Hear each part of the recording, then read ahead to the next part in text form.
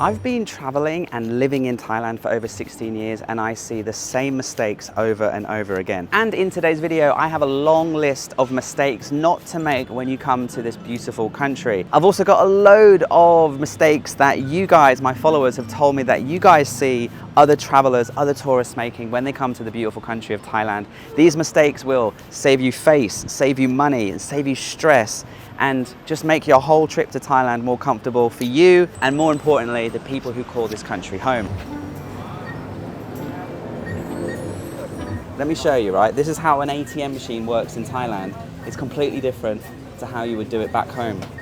Firstly, obviously, you put your card in. That's normal. Then you put your PIN code in, choose the language, choose how much money you want. Let's just say we want to have 500 baht. Money comes out first. There's my money. Then there's a long pause. There's a long pause. And then my ATM card comes out.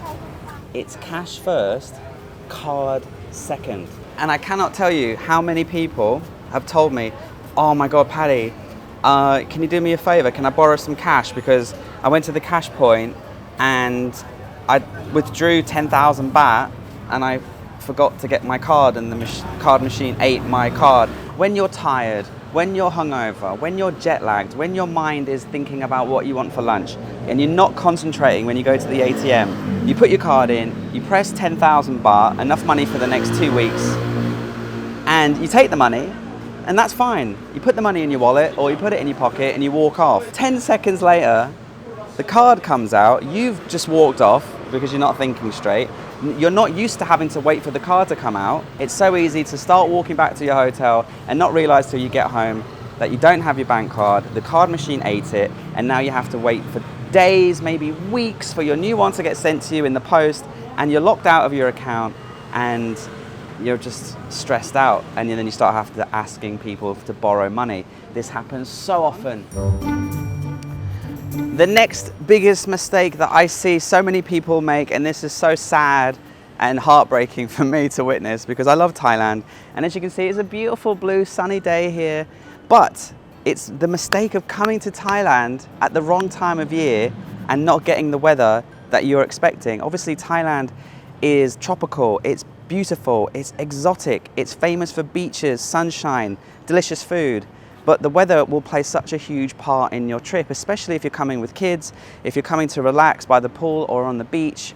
There are people who come to Thailand with their family in the August summer holidays, and they book a week in a hotel in Phuket, not knowing that it's the middle of the monsoon season. Rains every day, flooding, landslides, disaster, terrible weather, and they're miserable. And they go home and they vow never to come back. And it's just because they came at the wrong time of year. Same as if you're going to northern Thailand. I recently got an email from a subscriber. He said, Paddy, I'm thinking about doing a northern Thailand motorcycle trip in April. And I said, dude, don't bother. Number one, it's 45 degrees in April. You'll melt. And secondly, it's the smoky season. The views of the mountains will be non-existent because of the pollution from neighboring countries as well as other areas of Thailand. Burning crops, loads of smoke and toxic air. If you do need a video about the rainy season, I'll link one I made in the description. It will tell you everything about where it is, when it happens, and if you are coming to Thailand during rainy season because you have no other option, how to best enjoy it. I'll link that below. The third biggest mistake, and the one that just really stands out like a sore thumb here in Thailand, is when, foreigners who don't live in Thailand walking around completely inappropriately in terms of the way they're dressed. And I'm not really talking about women here.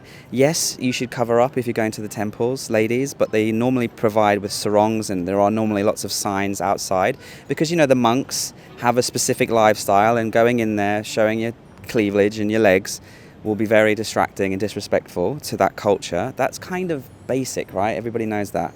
But guys, do not walk around Bangkok or anywhere really with your shirt off. I know it's hot, I know you've got a six-pack, I know you look great for your age and you want to show off, and you don't want your shirt to be soaking wet because you're walking in the heat, but it's very, very inappropriate. It makes Thai people very uncomfortable. You stick out like a sore thumb. Take it off when you by the pool, by the beach. Obviously, there are places you can do it.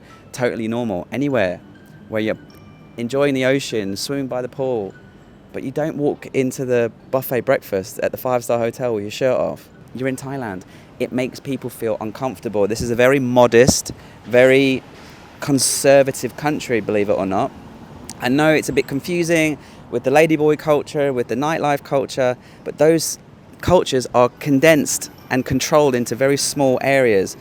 Sometimes just one street in an entire city will be lawless in terms of other rules. And so you might think, well, how can, that be okay, but I can't walk down the street with my shirt off?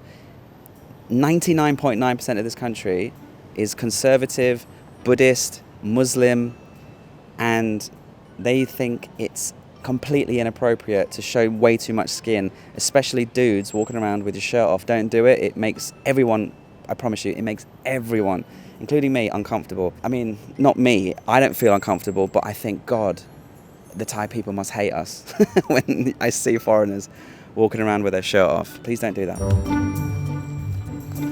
Okay, now it's the time where I'm going to read through some of the responses from you guys about mistakes that you've made.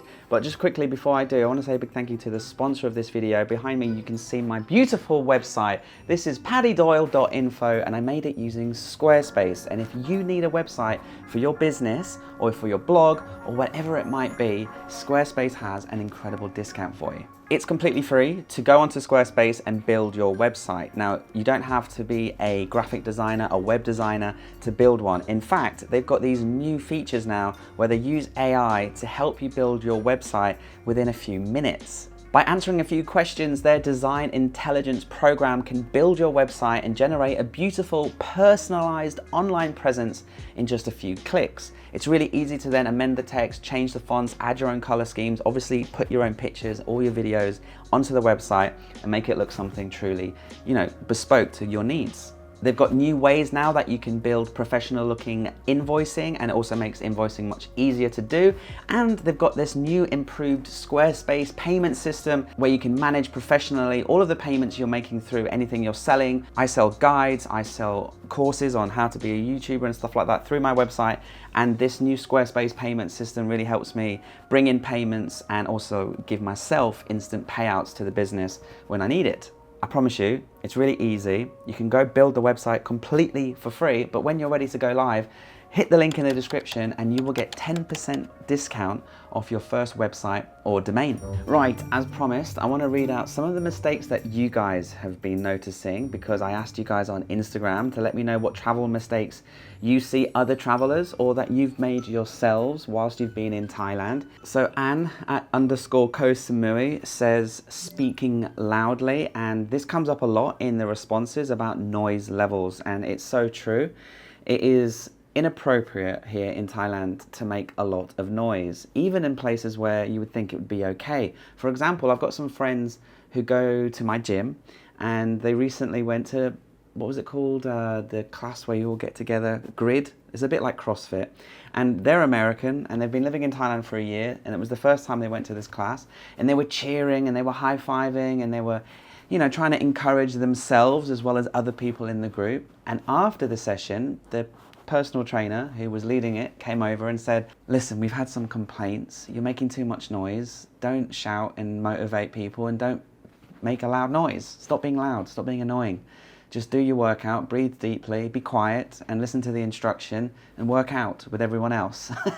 And I think that's a good example of you should not be making a loud noise, especially in public. Well, that's pretty much the main stem of it, right? Here in Bangkok, for example, if you go on the BTS, the SkyTrain, or the MRT underground, it's polite to keep quiet. If you do need to speak, speak softly and don't make it a loud conversation that everyone on the train can hear.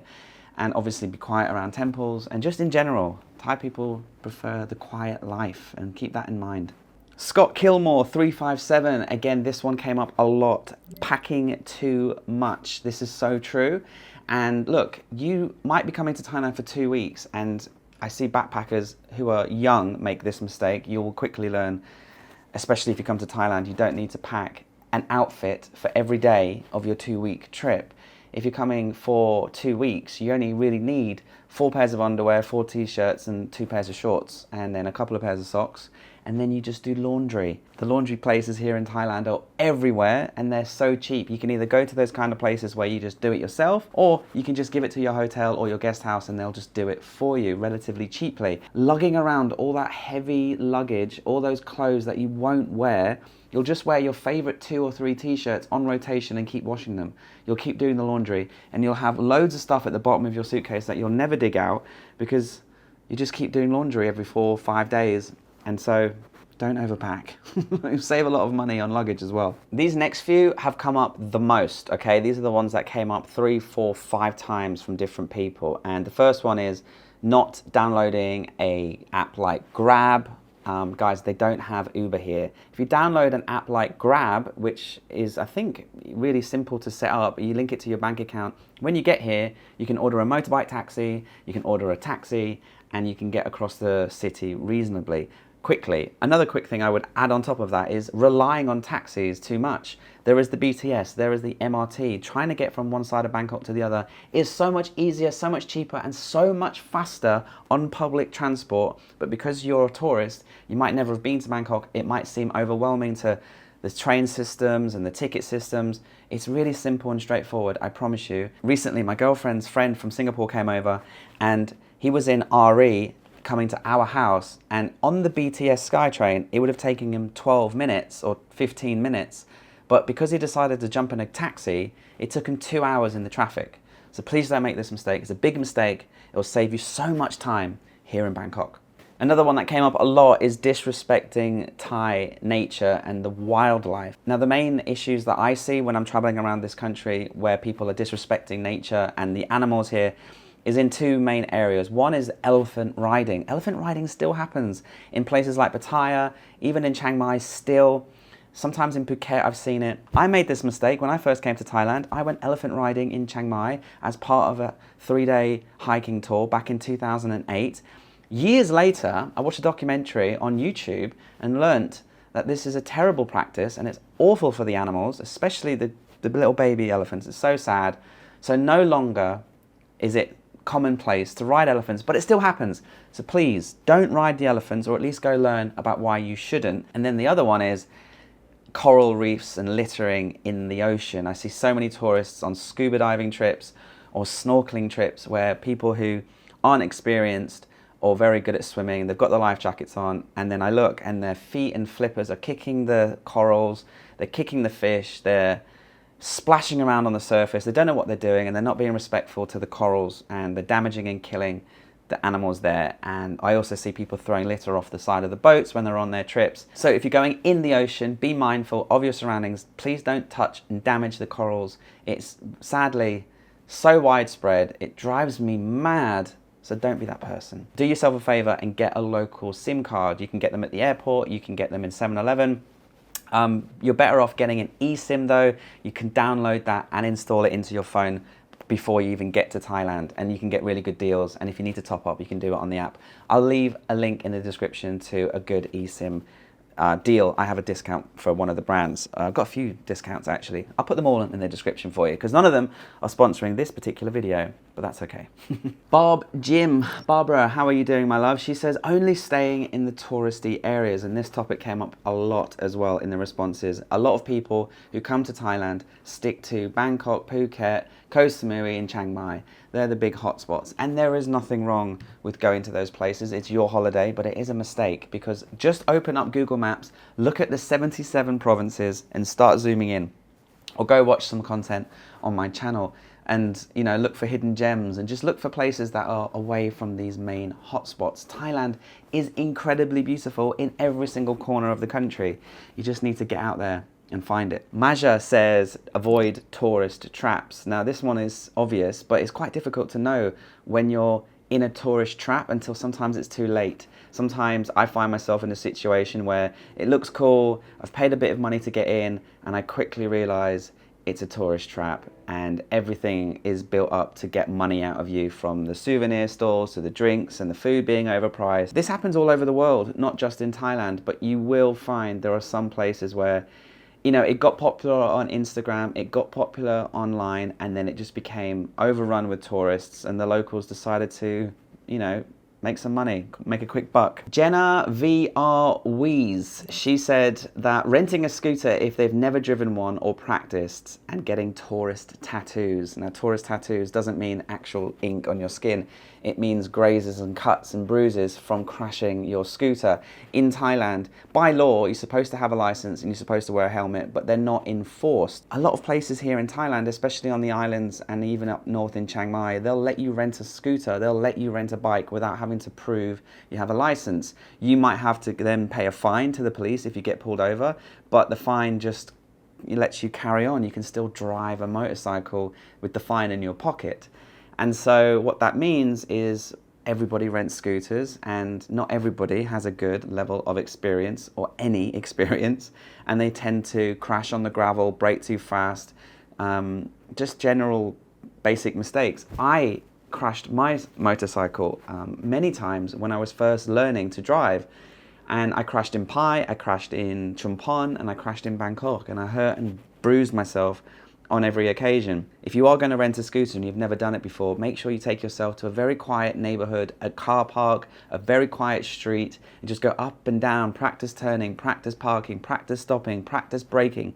Wear a helmet and be careful, and make sure you're not driving around with your flip-flops and loads of skin exposed, because if you do come off, you're going to get the Thai tourist tattoos. Just in RE says rushing around, and this comes up all over the place, and you know, people say don't rush, don't come for too short of a time, at least come for 4 weeks. That's easier said than done. Some people only have a certain amount of holiday time, vacation days, but I do agree, rushing around, if you've got 2 weeks. I remember I met these couple of girls from New York, and I met them in Pai, and they were doing Bangkok, Chiang Mai, Pai, Koh Samui, and Koh Phangan full moon party, and scuba diving in Koh Tao, then going back to Bangkok, and that was in a 2-week trip. And I was like, wow, they didn't have a minute to breathe.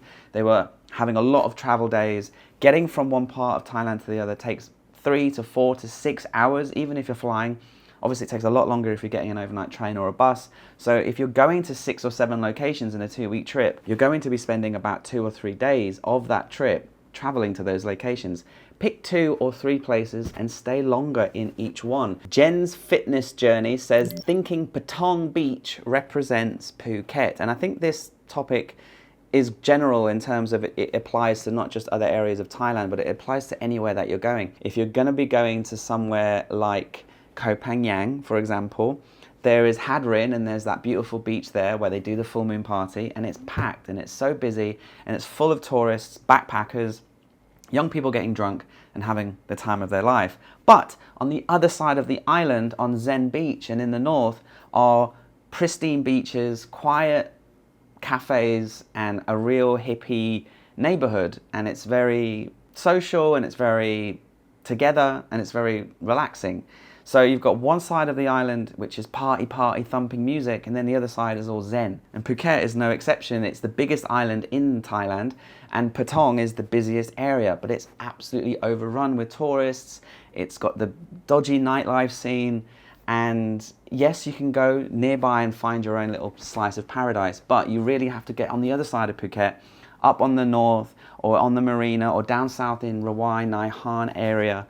And that's where you'll see a much more quiet and beautiful part of the island. This Way Out says that thinking Khao San Road is the whole of Bangkok. And I literally have been dedicating this channel since the start of this year to basically trying to show people that there is more to this beautiful city of Bangkok than just getting drunk on Khao San Road, because that's what I thought Bangkok was. I didn't know there was a world outside of Khao San. For the first 3 or 4 years that I used to come to Thailand, I used to land in Bangkok, get drunk on Khao San Road, and then go somewhere else. But hopefully, if you've been watching the videos on this channel recently, you'll know that this city is incredible and has untold areas and neighborhoods with so much food, so much adventure, and so much culture.